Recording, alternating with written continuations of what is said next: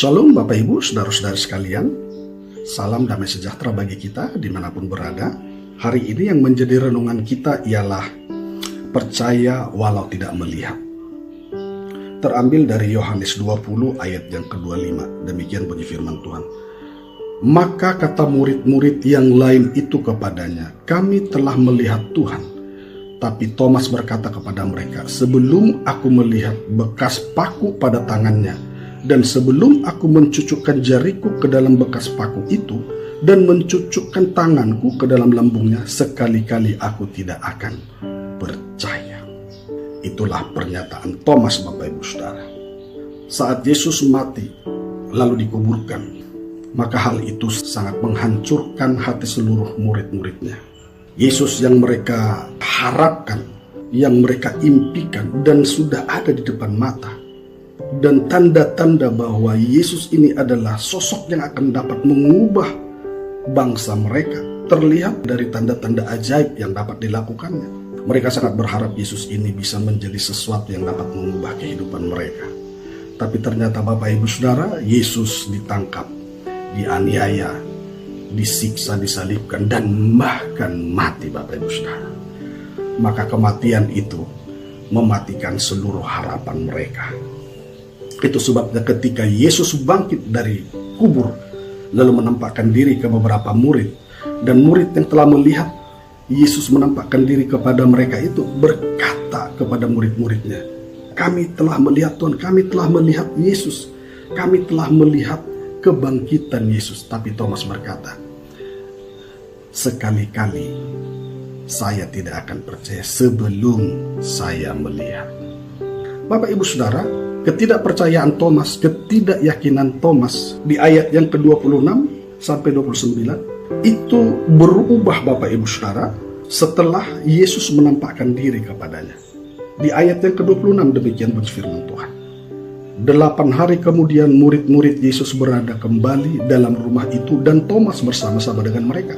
Sementara pintu-pintu terkunci, Yesus datang dan ia berdiri di tengah mereka dan berkata, damai sejahtera bagi kamu. Kemudian ia berkata kepada Thomas, taruhlah jarimu di sini dan lihatlah tanganku, ulurkanlah tanganmu dan cucukkanlah ke dalam lambungku, dan janganlah engkau tidak percaya lagi, melainkan percayalah.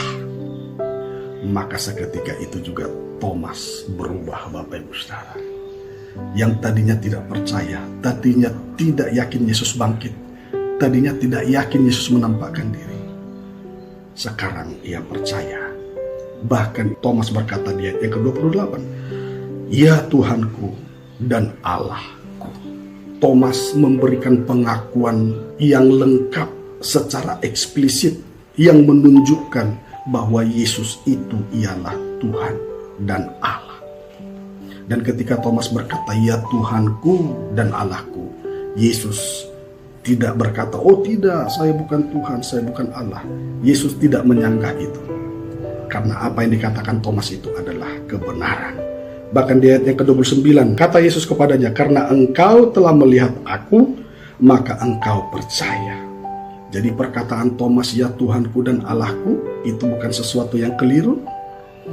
Tapi Yesus hanya berkata kepada Thomas, engkau percaya kepadaku karena engkau telah melihat aku. Jadi Yesus berkata, engkau sekarang percaya karena telah melihat kan? Coba kalau nggak melihat, percaya gak? Nah, begitu kira-kira. Itu sebabnya di ayat yang ke-29 bagian B berkata begini, berbahagialah mereka yang tidak melihat namun percaya. Nah, inilah yang menjadi renungan bagi kita, Bapak Ibu Saudara. Percaya walau tidak melihat. Bahkan Yesus berkata, berbahagialah yang tidak melihat namun percaya. Lalu setelah Yesus terangkat ke surga, bagaimana orang-orang selanjutnya dapat percaya kepada Yesus Kristus Tuhan, sedangkan wujudnya, pribadinya, fisiknya tidak kelihatan lagi? Bagaimana mungkin, Bapak Ibu Saudara? Bisakah kita percaya kepada sesuatu yang tidak kita lihat wujudnya? Hal itu menjadi kesulitan, Bapak Ibu Saudara. Bisa dibilang hal itu menjadi hal yang mustahil. Percaya kepada sesuatu yang tidak kelihatan. Manusia tidak akan mampu percaya kepada Yesus yang tidak kelihatan itu. Tapi bagi Allah tidak ada yang mustahil. Itu sebabnya Bapak Ibu Saudara, Yesus berkata berbahagialah mereka yang tidak melihat namun percaya. Jika saya dan saudara saat ini dapat percaya kepada Yesus Kristus Tuhan, itu adalah anugerah. Sebab tanpa anugerah Allah, tak seorang pun kita bisa dapat percaya kepada Yesus Kristus Tuhan yang tidak kelihatan itu. Itu sebabnya firman Tuhan berkata di dalam Efesus 2 ayat yang ke-8 dan ke-9. Demikian bunyi firman Tuhan.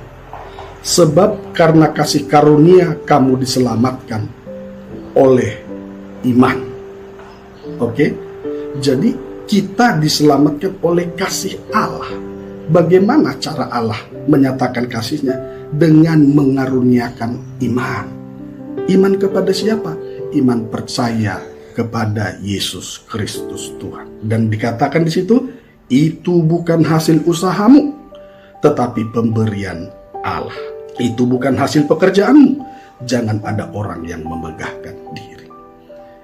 Jadi Bapak Ibu Saudara, kita dapat percaya kepada Allah yang tidak kelihatan itu karena kasih Allah sendiri. Caranya Dia mengaruniakan iman percaya di dalam hati setiap kita. Dan iman percaya itu adalah pemberian Allah. Bagaimana caranya Allah memberikan iman percaya itu? Prosesnya panjang. Allah harus mengutus Yesus Kristus, lalu berkorban. Lalu setelah berkorban, maka digenapilah supaya setiap orang yang percaya kepadanya tidak binasa, melainkan beroleh hidup yang kekal. Tapi Yesus harus turun dan dikorbankan dulu. Lalu setelah Yesus turun dan dikorbankan, maka adalah iman yang berkata supaya setiap orang yang percaya kepadanya tidak binasa. Setelah Yesus menyelesaikan misinya, maka Allah juga, Bapa juga mengaruniakan rohnya, supaya oleh roh itu kita dapat percaya kepada Yesus. Roh itu menyadarkan kita dan membuat kita percaya kepada Yesus Kristus Tuhan saat kita mendengarkan berita Injil. Itu sebabnya ketika saya dan saudara menjadi orang percaya, itu bukan hasil usaha kita, itu bukan pekerjaan kita. Itu oleh karena kasih Allah yang dikaruniakan kepada kita, diberikannya kepada kita. Iman percaya itu diberikannya kepada kita, ya, supaya iman percaya itu sampai di dalam hati kita. Maka Allah, ya, Bapa harus mengaruniakan Yesus.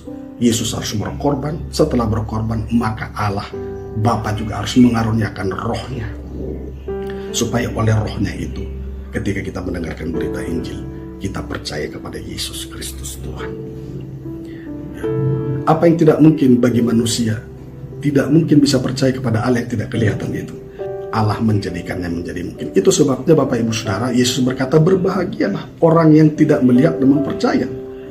Kenapa berbahagia? Karena setiap orang yang percaya kepada Yesus Kristus Tuhan adalah orang yang menerima anugerah Allah. Tanpa anugerah Allah tak seorang pun dapat percaya. Jadi kalau saya dan saudara adalah orang yang percaya, maka saya dan saudara adalah orang yang telah menerima anugerah Allah. Dan segala kekayaan yang terkandung di dalam janji-janji Allah menjadi milik saya dan saudara. Bapak Ibu Saudara, mengapa Yesus berkata berbahagia? Karena yang kedua, ketika kita percaya kepada Yesus Kristus Tuhan, Bapak Ibu Saudara, maka firman Tuhan juga berkata, ketika kita percaya, maka rohnya tinggal di dalam hidup saya dan saudara.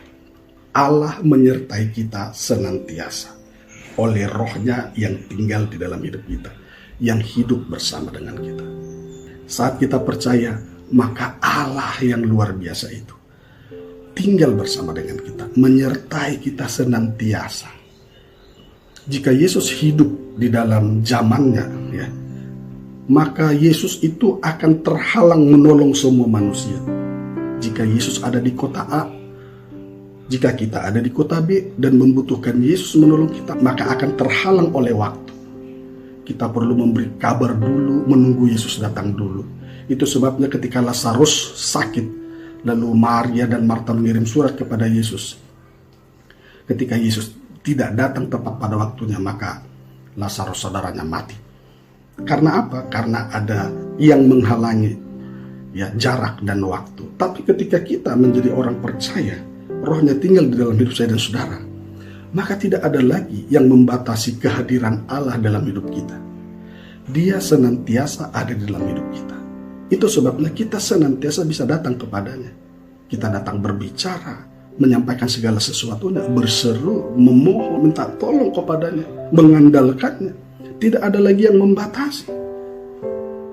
Bahkan ia sangat setia menolong saya dan saudara. Dia tidak pernah lelah, dia tidak pernah lengah, dia nggak pernah salah, dia nggak pernah meninggalkan kita. Apapun respon yang buruk yang kita lakukan kepadanya atas kebodohan dan kesalahan, kedegilan hati kita, dia tetap setia. Itu sebabnya orang yang percaya walau tidak melihat berbahagia. Karena apa? Ketika kita percaya, maka ia menyertai kita, rohnya menyertai kita. Tidak ada lagi yang memisahkan kita dengan Allah. Lalu Bapak Ibu Saudara, mengapa kita menjadi berbahagia? Karena ketika rohnya tinggal di dalam hidup saya dan saudara, maka rohnya itu akan memimpin kita kepada seluruh kebenaran, maka hidup kita akan berubah. Sehingga ketika kita berubah, hidup di dalam kebenaran, maka hidup kita pun berbuah. Dan ketika hidup kita berbuah, maka nama Tuhan dipermuliakan. Tak seorang pun bisa berbuah, terlalu jauh berbuah. Berubah saja tidak, kalau tidak pertolongan, kalau bukan pertolongan Roh Kudus. Jadi karena itu Bapak Ibu Saudara, bersyukurlah sebab saya dan saudara saat ini menjadi orang yang percaya kepadanya. Kita berbahagia karena kita dapat percaya karena telah menerima anugerahnya, disertainya, bahkan ditolong untuk berubah dan dapat berbuah dan mempermuliakan nama Allah. Ya, jadi jika ada hal-hal yang membuat iman kita mulai lengah, membuat iman kita mulai turun Bapak Ibu Saudara, membuat iman kita sepertinya ragu, ingatlah, Tuhan yang menyertai kita itu adalah Tuhan yang berkuasa dalam segala hal. Di saat badai bergelora, ku akan terbang bersamamu. Bapa, kau Raja atas semesta, ku tenang sebab kau Allahku. Kita akan tetap tenang. Karena apa? Karena Allah yang menyertai kita adalah Raja atas alam semesta. Dialah yang berdaulat, yang berkuasa atas segala sesuatunya, dan Dia menyertai kita. Itulah sebabnya kita tetap tenang, walau badai, walau apapun terjadi. Tapi di dalam semua itu ada Allah yang berkuasa, Raja alam semesta itu yang bersama dengan kita. Itu sebabnya kita tetap tenang, jangan pernah tidak percaya kepadanya. Sebab kepercayaan kepada pribadi Yesus adalah kepercayaan yang tepat, menyelamatkan dan mengubah hidup kita. Berbahagialah kita semua yang percaya walau tidak melihat, sebab olehnya Allah menyatakan karunia-Nya bagi kita semua yang percaya kepadanya. Tuhan Yesus menolong kita semua. Shalom.